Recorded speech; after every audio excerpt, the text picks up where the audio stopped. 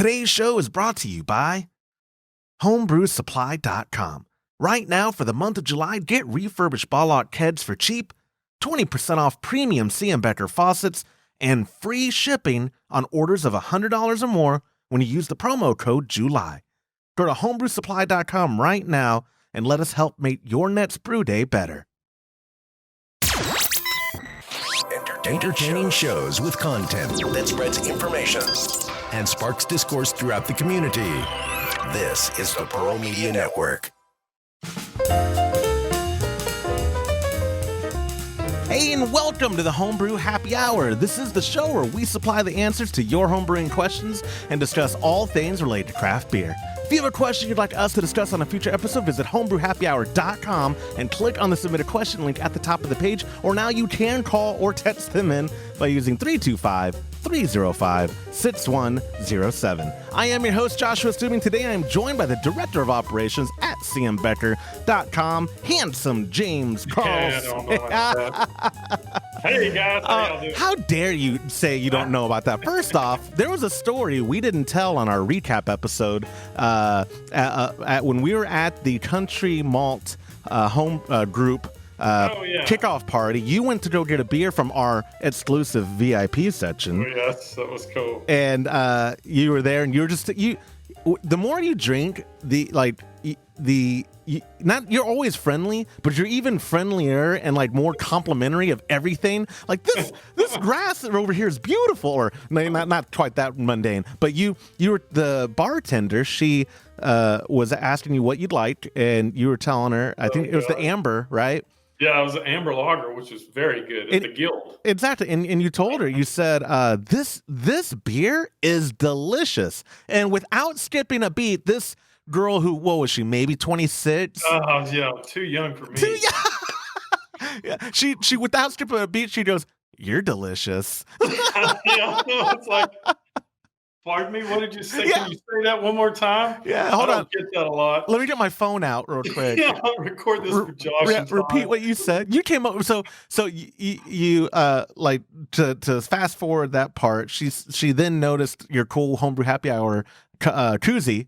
Yep. And she demanded it, and you were in off now is what she said. And you were in a stupor from the compliment. So you're like, here's my wallet. Yeah, and here's anything else you want now. And you came over to us, and I don't even think I noticed the koozie at first. You just go, "That girl just said I'm delicious." I don't think that's a first for me. Shut up. Oh, my gosh. I don't want to blow your head up, but the very first time... I think she might have been drinking, honestly. The very first time we ever hung out on a road trip, you had just gotten hired. We were going to Baltimore. We flew out together. And that was a good trip. It was a great trip. And Todd and I were at the Admiral's Lounge, and you decided, I'm going to go to this Irish pub at DFW. I think it was Irish pub. Might have been an English pub. Yeah, it was an English pub. And you find us in the lounge right before we have to go to our plane, and you're looking at this phone number that you had just picked up from the waitress there. Don't act like this isn't normal for you, my friend. I get flattered when when we were in Cologne, you weren't with us on this trip, Todd and I do really well in the 68 and plus demographic, especially if they've been drinking. So I have my moments too, man. But anyway, it's great to have you back on. It's been a couple weeks. Last week we did 2 episodes.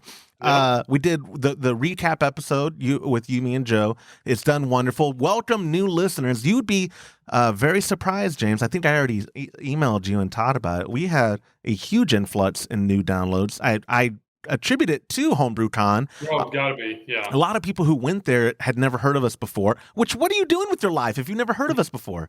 Messed up. But they welcome to the show. And then on Thursday, I thought, I want to still produce a show for this week, because on the week of Homebrew Con, I didn't produce anything. We were super busy and worked in the booth, and I sounded like death. You were fighting something. I guess you had strep throat before. 2 weeks before Homebrew Con, I had strep throat, and I never treated it, never did anything for it, and it kind of went away. And then when you're standing on your feet and just talking all the time, By the end of every night, I was just talking like this. And to be fair, every year before we go, when we're planning all this, we'll do an episode at the booth. It was so busy, we couldn't have done that. It would have had to been afterwards, and they were shuffling you out the door. I know, and I told Todd, I said, look, I always bring my gear on these trips, and we hardly ever get to use it because this always happens. And every year, like you said, every year it's the same thing. We'll say, well, no, this year will be different. We'll make the time. Last year, fortunately, we did make time for like John Blickman right after the show. And if I hadn't have brought the equipment, we wouldn't have had such a good episode. And so it's worth bringing it. It pats easy. Worst case is TSA pulls my bag to the side and they make me explain what a microphone is to them. But I noticed, I want to segue real quick into Brew Days. I saw on your Instagram a week ago on Friday, a Pilsner cooking up, I believe. I did a Czech Pils. Dude. I like is this a home recipe? Because you called it a Duster Pils, and then I started getting all nostalgic about your Duster brew house. It's a whole new recipe I've cooked up. So it's completely different than anything. In fact, I didn't even go off of anything else on this recipe. Usually I go off of, there's some variants of recipes that I made off of one good recipe. And, but this one's totally different. I had 3 different hop schedules. I've got a bittering hop. I did a 30-minute hop, and then I did a whirlpool hop. So we'll see how I use Czech sauce.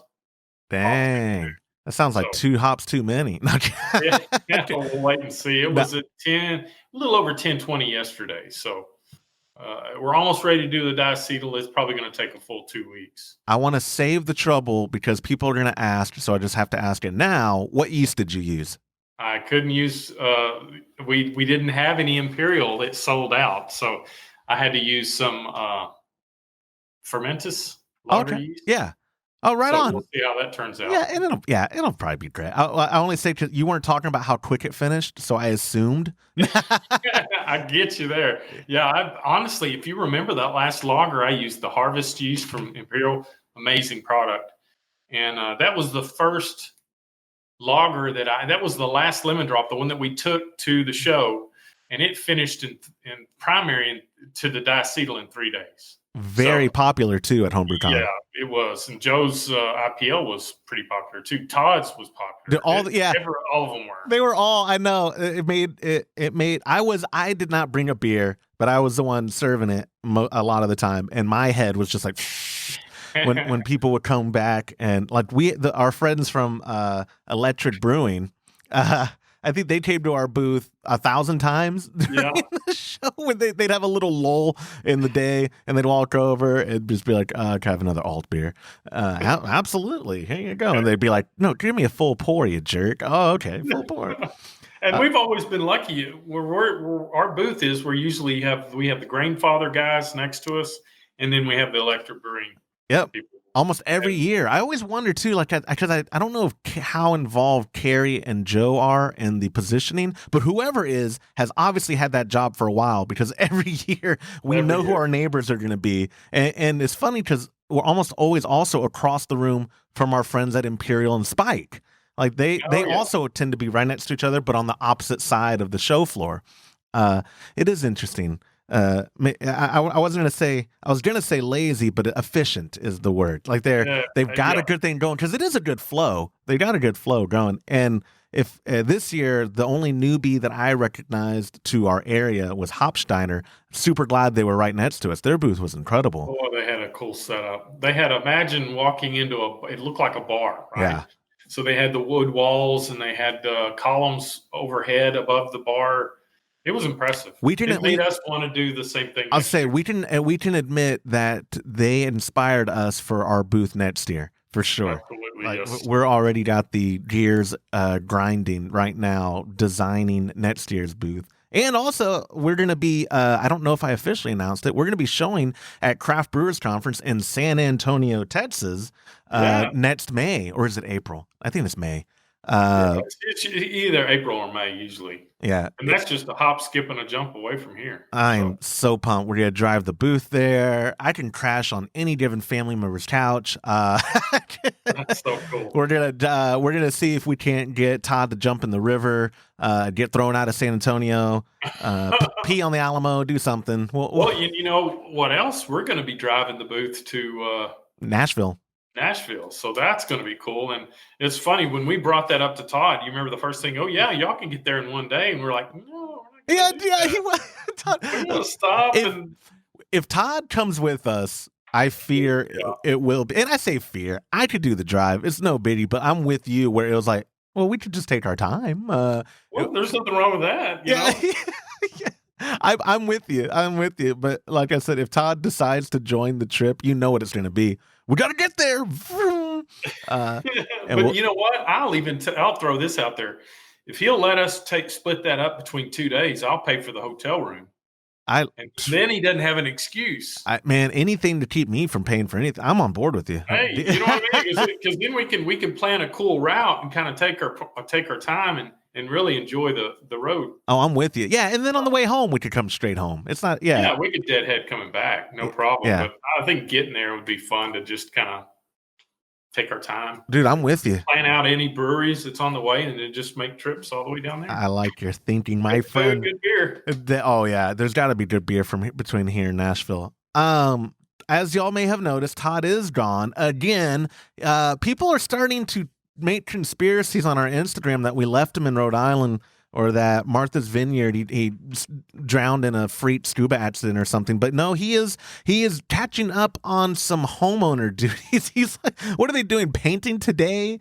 Well, he told me they were painting and then they were going to strip the floors and redo. And I told him, I said, better you than me because none of that sounds like fun at all. No, and he's here near me. I'm in Kyle. He's in San Marcos right now. He's got a few rental properties there that they're working on. And he was like, if you want, you could come help out. And I was like, oh, you're breaking up. I just can't do that. No, especially too much to do. What's the temperature right now anyway? I mean, it was 100 in my car the other day when I was coming home. Yeah, my phone says it's 97 right now. It is 1:30 p.m. on Thursday, July the 11th, and it is 97 degrees. No, Todd, the heat index is probably 105. There's no Todd. No. He's not good. He's going to listen to this show in a month and be like, hey, man, why'd you talk bad about me? Also, we already talked about Brew Days. Todd's gone. Our friend from the motherland, the fatherland, das Vaterland, Stefan Becker is going to be here next week. Yep. What do you think about getting him back on the show? Is that a possibility? Oh, definitely. Yeah, we've got he's going to have a busy week here. I think probably this will be the busiest visit for him in a while because we've got to talk to some vendors and some customers, and he's I don't know how. I haven't told him yet. So. That's always good to let someone get off the plane jet lagged and then bam, hit him with the facts. We're going to have an itinerary for him, and he may not like that. Here's what we're doing, Stefan. Well, as Todd would say, the days are long. So you'll find the time. I know what I'm afraid of because I'm going to come up there next week for a couple days. I'm deathly afraid of admitting to him my Kolsch fetish right now. Well, he lives right between both places. So I know, but he is so. The very first time I met him was when Todd went there shortly after buying the company. He went there by himself, and we did a podcast. This was, I think, before you were on the show regularly. That's right. And Stefan and Claudia, it was an audio only episode, and Stefan gets on the mic and he goes, Kolsch is not beer. Alt beer is the only beer. And I was like, at the time, I was like, yeah, screw Kolsch. I wasn't really into it. And now, literally, it is. I know it's annoying people, so I'll just say the K word from now on. It'll be, but I know. But Stefan, he is level-headed. But I know I don't want to disappoint him. I've already disappointed people in my life. Like, I don't want him to. I don't want that look like my father gave me when I didn't go to A&M. Like when I told him I was going to Texas State instead of A&M. It was like the crushing internal. Like that's what I feared. Was that because you were going to stay at home? No, it was because I fell because I fell in love. Thankfully, we ended up getting married. My mom and dad had planned out. My mom was like, you're gonna go to A&M. You should be a vet. It would be good. You could run your own clinic, play your guitar on the side. Oh, it'll be fun. And I was like, yeah, Mom, that sounds great. I was committed to it. I say committed. I went to the summer interns, the summer honors invitational program that they did my junior summer. I was accepted into the program. I was going to go. And then my junior year got with my now wife. Again, thank God it worked out. Otherwise, my dad would never let me live it down. And when she's always known she was going to go to Texas State and be a teacher. And so I was like, well, I'm going to go to Texas State. This girl, actually lights me. Like, that's not usual. I don't want to, like, if I go to A&M, that kills any chance I have at progressing things with this girl. And I remember my dad, he wasn't like legitimately upset, and he didn't disown me, but I could tell I broke his heart that I didn't go to A&M. And I'll leave it at that because he listens to the show. But which, by the way, that episode you did with your dad, that was awesome. You need to have him on more. He's really good. We should. He told me he wants to come to a brew day, and he believe it or not, he wants to help us at the booth or like setting it up and all that next year at CBC. So I told him, I said, if we can get you into the show floor to help set up the booth and then give him. Oh, we can get him in. Don't worry about that. Okay, I like it. So not a problem. We'll do that next year. He's. I think now that he's retired, he's looking for fulfillment. I say fulfillment. That was too deep. He has time, and he has always been. Him and my mom have always been the two most selfless people I've ever met. So he, of course, goes down the path of like, well, how can I help? Where when I retire, I'm gonna be like, I don't want to help you guys. Like, that sounds like work. I just quit. You say that now, but you've got 3 daughters, so when they get older, you will definitely want to help. Oh, you're right. Good point. He's different than your dad right now. He's a very cool guy. He is a cool guy. He's okay. And then speaking of Stefan, it is a good time to mention at the top of the show in the ad bumper, I did say this affects you. Right now at homebrewsupply.com, there is 20% off all CM Becker faucets. It doesn't really get much better than that. I was trying to tell someone who had messaged last week. I mentioned it was the same ad bumper, and someone messaged and said like, "Well, is the Black Friday pricing better?" And when I went and looked at it, I don't think it is. I couldn't answer definitively. I don't think it is either. I think that they were doing upgrades. The best deal that they were doing in Black Friday, if I remember right, was upgrading to a CM Becker faucet on a kit. Yep. But you still had to buy this a kegerator kit to get the upgrade. Correct me if I'm wrong. No, you're absolutely right. And I think the V3N, this is the lowest it's been, and it'll just be the month of July. Todd had this, I think, like Prime Day type of idea of trying to, right now it's hard to get excited about brewing in the summer when you live in Texas specifically, and when you're doing gas brewing like my pop and I do. Like, we're not inside. When y'all brew, even then, I bet your brew room gets terribly hot while y'all are in there. Or does it not? Is the spite system pretty good at dispersing all that? It's not bad. It doesn't get too terribly hot. Or Todd put some really badass air conditioning in that new extension that we put on. And he's got 3 inches of spray foam insulation. Then he has batting, and then he put batting in the ceiling, and it's just like one big huge igloo cooler. And it'll here's a good example about this is before we went to Germany one year, we had a problem with one of the units upstairs. So the ACI came out to look at it, and he had to do something. I think it lost the refrigerant. He got it fixed, and he cranked them down. Well, we left. We came back, and this was before Homebrew Supply. There was nothing but Jose was upstairs doing kegs. Right. Yep.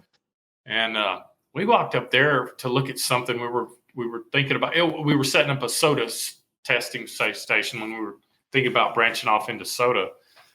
And we walked in, it was like walking into a cooler because it was about 105 outside. It was 64 degrees upstairs. I remember y'all telling me. Todd was like, "Oh my God, how long has this been on there?" And I quietly said, "I think that's the way it was set when they fixed it before we left." And really couldn't tell a difference on the bill. I mean, are you serious? It's so well insulated. He really overdid it. He didn't really overdo it, but the guy that spray foamed it was teaching a guy, and they were going over several areas, showing him how to cover it. And there's some spots that are almost 5 inches thick in foam. Oh, so it worked out for Todd. Yeah. Having an apprentice get taught paid off, man. That's I'm good. telling you, if you think about it this way, our electric bill didn't even double when we added the extension on, and we added 3 units. That is crazy. Isn't that nuts? That is crazy. Yeah, I don't understand how all that works, and I'll elaborate even more how I don't understand when we get to our second question, because all of this actually is a great segue. We are back to a normal Q&A show, so I have a couple questions if you're ready to get going. I'm ready. Question number 1 came from Daniel R., who used a submission form at homebrewhappyhour.com. Daniel wrote in, "Hello, Josh and company. I love your show. So bummed I wasn't able to make it to Homebrew Con this year to meet you guys. I currently do brew in a bag with propane and only do 5-gallon batches. I want to switch over to electric, but am torn to which direction to go. An all-in-one system such as the Foundry or some kind of DIY project to turn my kettle to electric.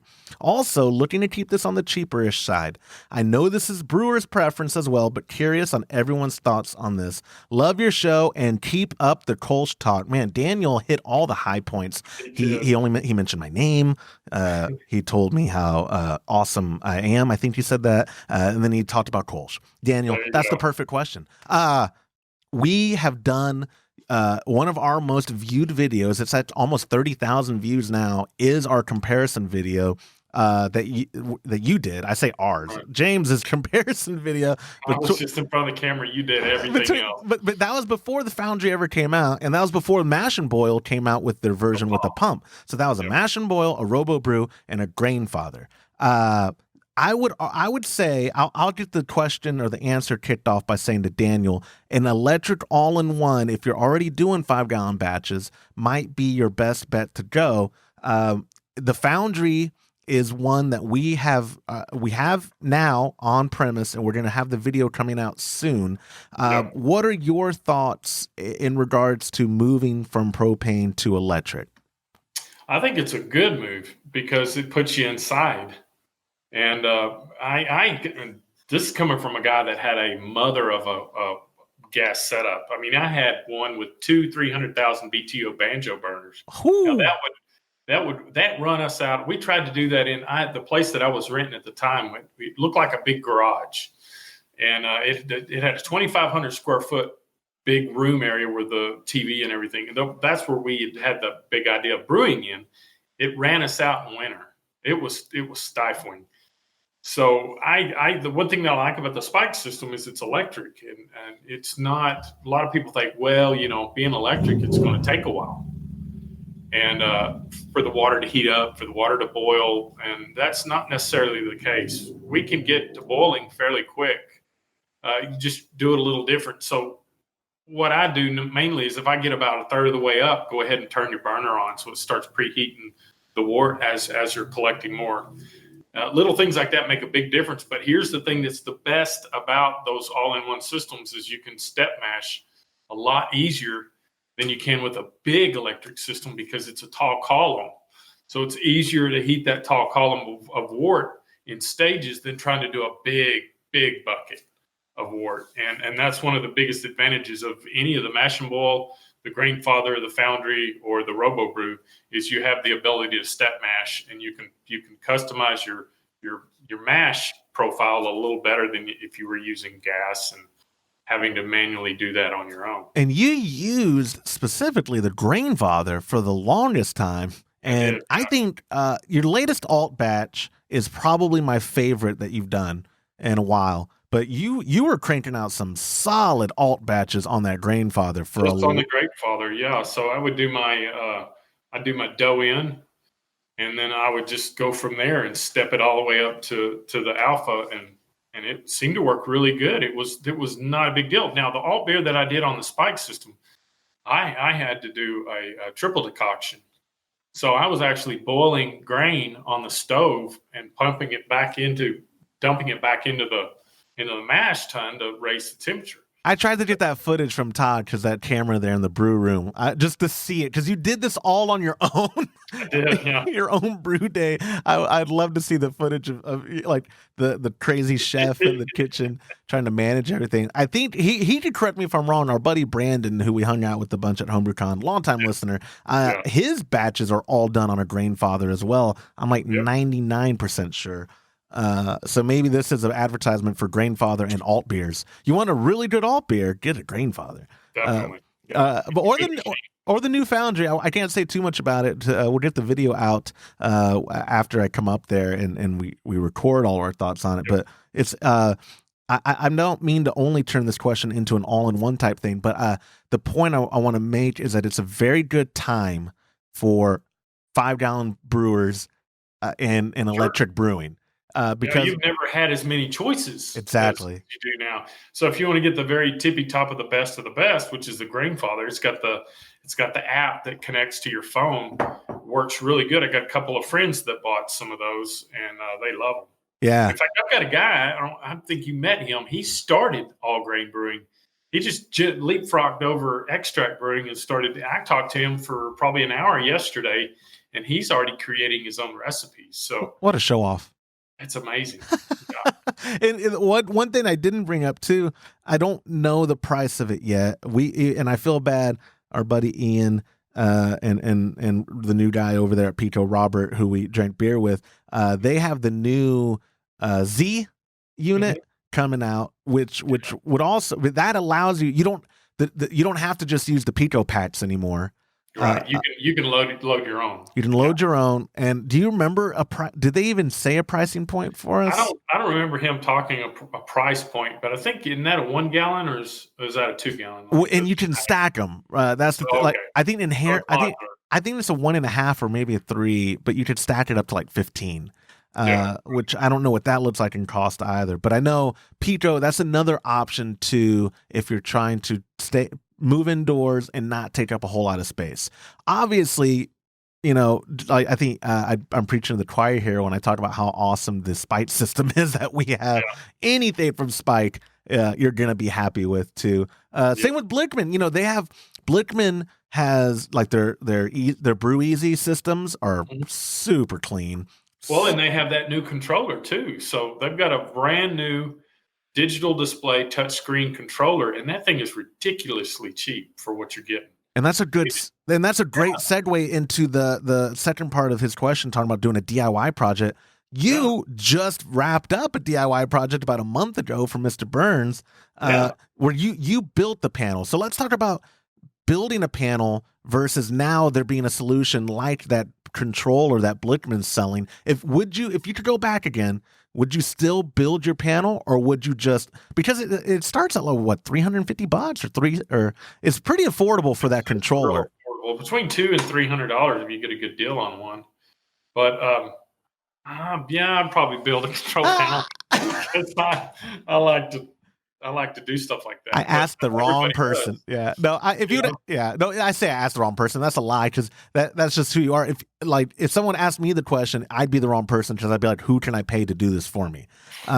James, would you build the controller? I remember being up there, and the amount of time and dedication you put into that controller is admirable. It was impressive, and it is straightforward, but sometimes you're like, oh, anyone could do it. A monkey could do it. But then our buddy Wes tried to do it, and you had to save the day because he wired something wrong. Well, he had a couple of circuits that needed to be looked over again, but he was heading on the right track. He's got I'm a lot like him. We're a lot alike in regards to liking doing. He emailed me the other day. He got a system going, so he came by yesterday and picked up some hoses. And he was able to gnaw it out. But what he told me he says, if I hadn't had to, because he wanted originally me to fix the rest of it, but because of our schedule and the Homebrew Con, he didn't have a chance to do that. I didn't have a chance to do that, so he was forced to make it work. And he told me the other day, he said that he's so glad that he figured it out, because he learned a lot more where he messed up, and he's got it purring like a kitten right now. Yeah, I think going the DIY route, you will learn a lot more about the workings of your system, and you'll probably learn a lot more about yourself and any anger issues you might have. That's how my DIY projects usually go. But Right. I think, Todd is all aboard the DIY train. Mhm. He wants to build systems, talking about that. I think, again, maybe I'm doing double speak. Just like I said, it's the best time ever for all-in-one units.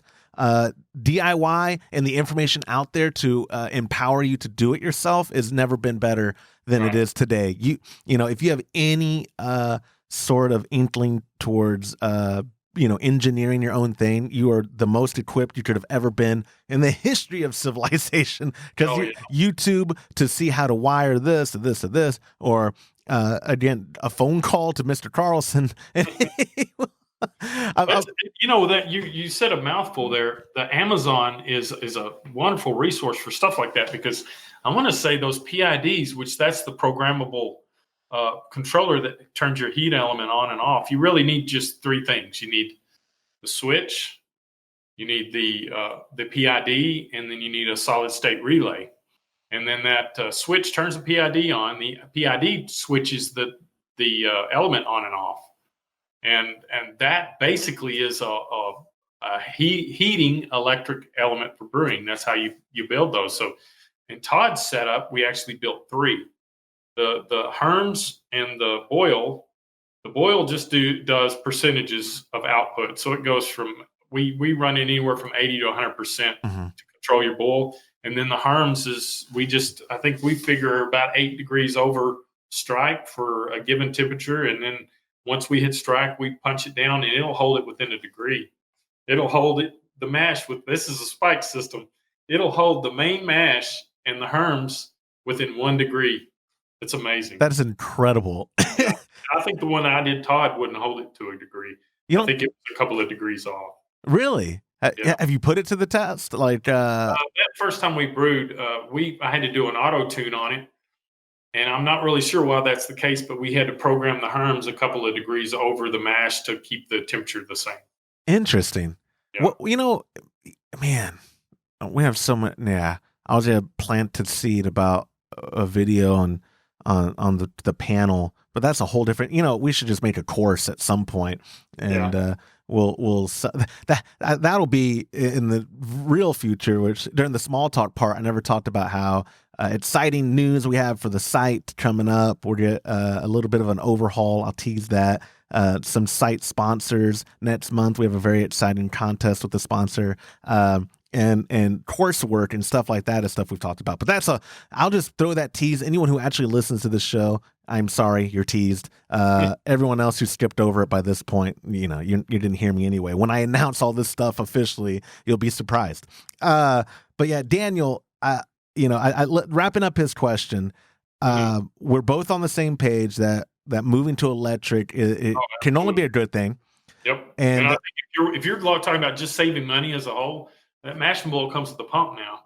So I think that if you get a mash and boil with a pump, I think that's a great way to start out. Exactly.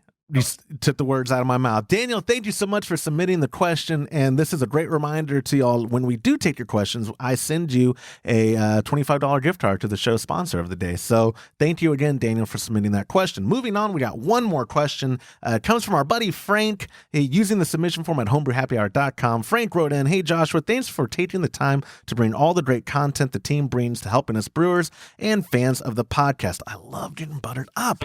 I'm writing to ask for equipment advice. I figured this is right up Todd's alley, but James might have some advice as well. I currently brew 5-gallon batches because I'm a solo drinker at my house, and it's all I can do. It's all I can get through as a 5-gallon keg in 4 months. I currently ferment in glass carboys, but need to invest in cold fermentation equipment. I am looking for the most economical method of cold fermentation, but like you, I like easy solutions, so ice baths aren't an option.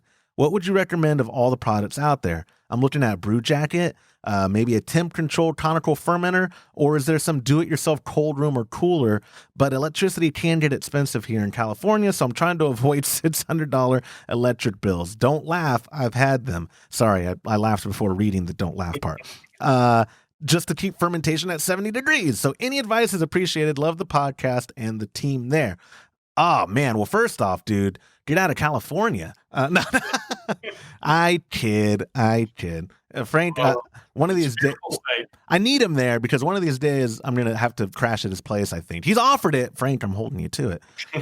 I don't know what I'm gonna do. I think he's in the San Diego area. He's a good guy too. Such a good dude. I wish he could have made it out to Homebrew Con. Yeah.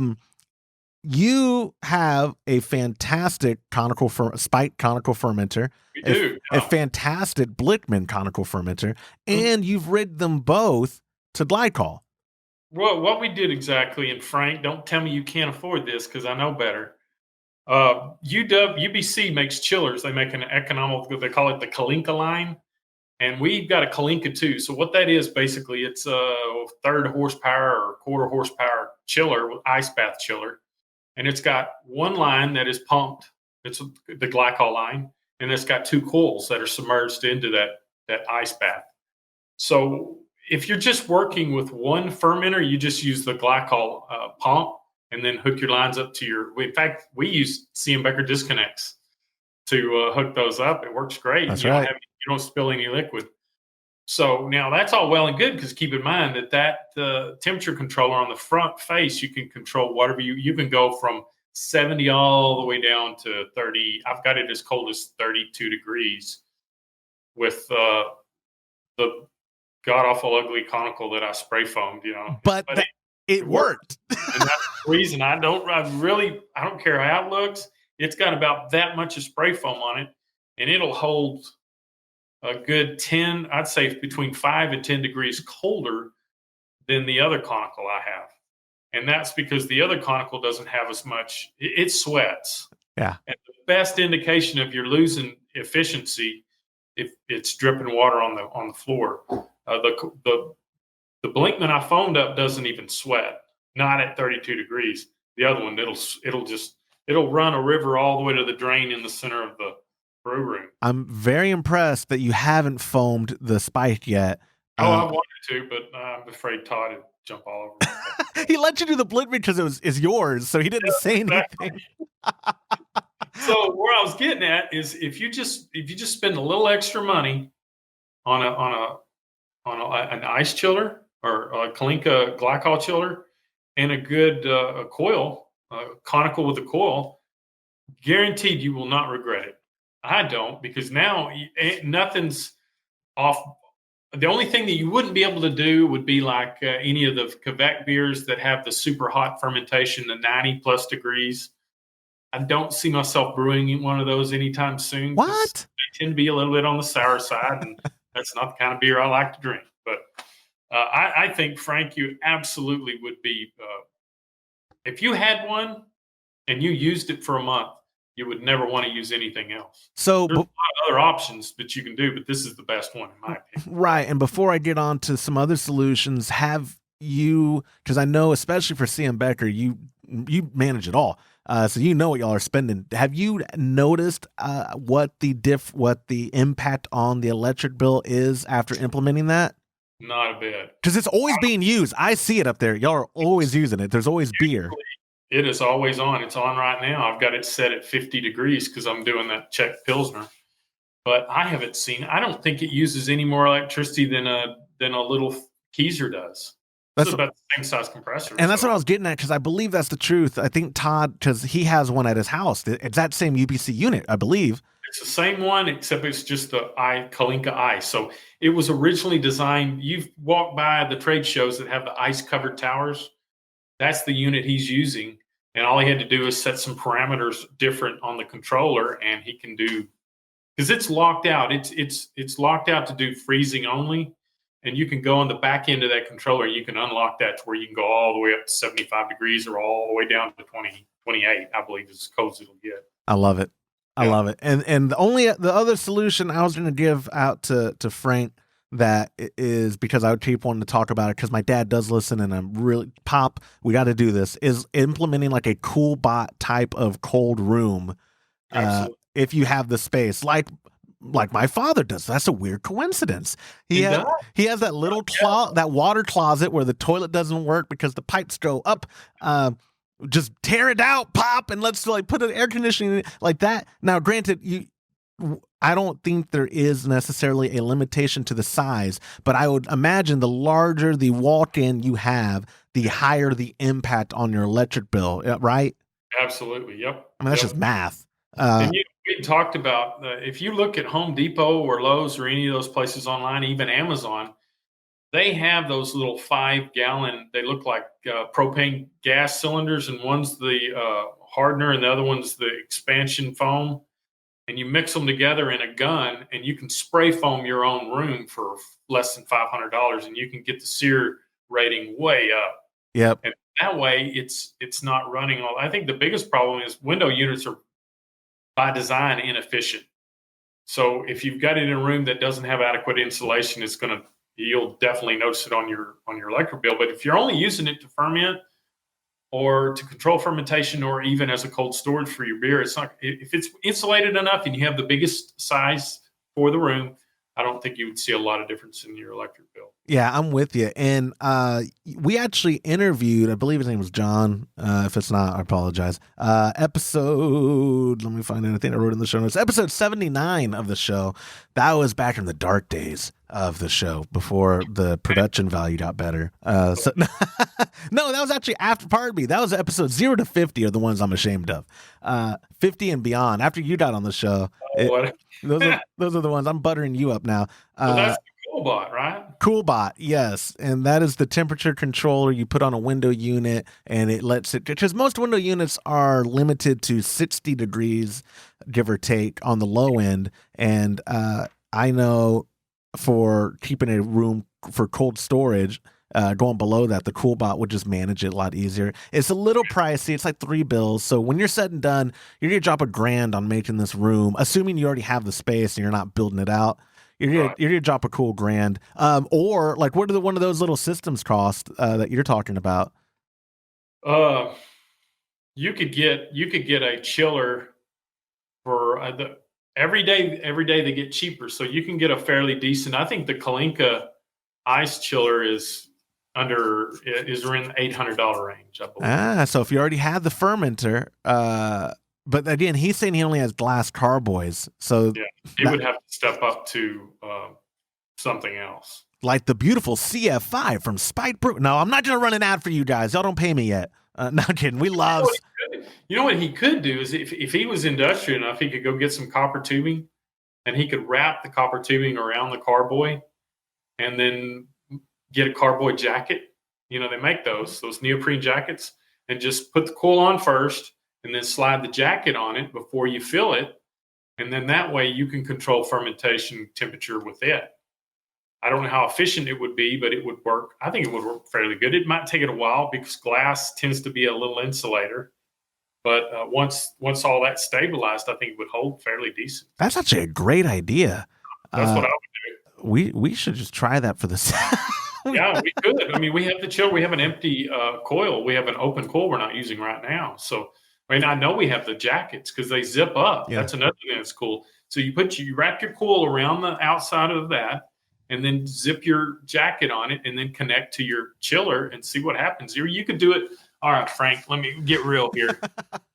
So if you wanted to use your carboys and you don't want to spend the money on a chiller, a glycol chiller, here's what I would do.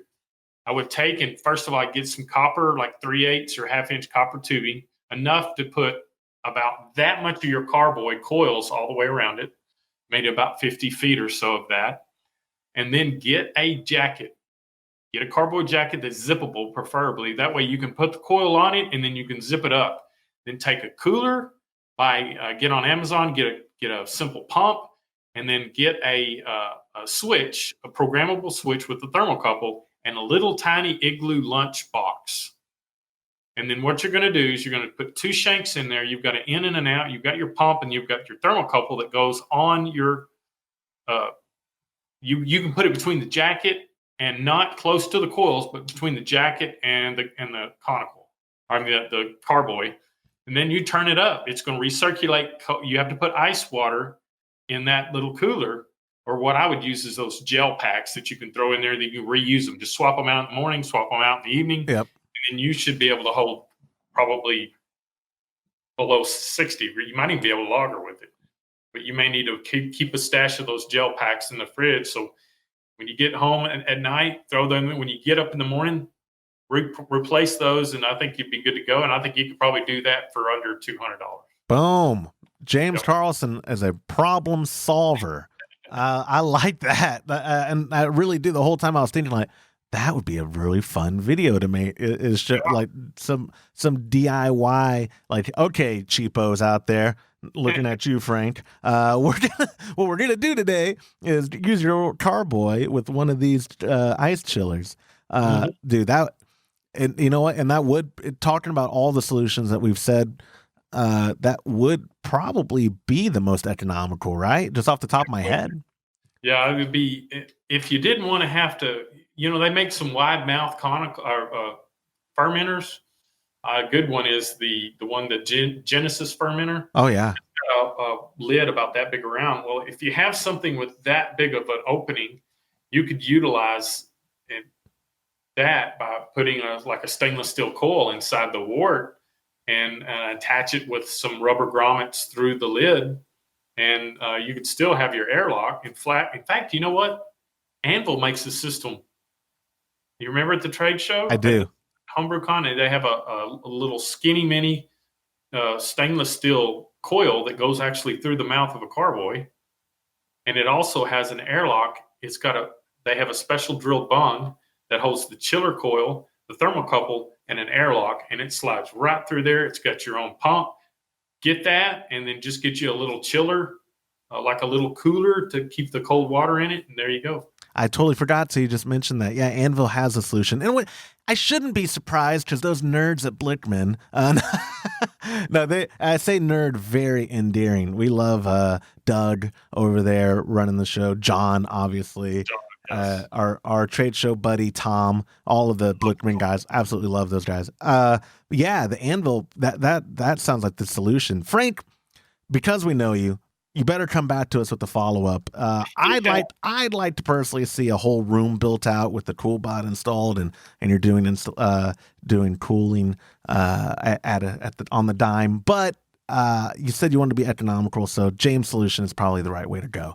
We got plenty of options. Just DM me, and I'll point you the right direction. It is true. His Instagram is right there. If you're watching the video, pointing down to it, he will reply to you. I promise you. James will 100 messages, and he feels obligated. Is that Southern hospitality?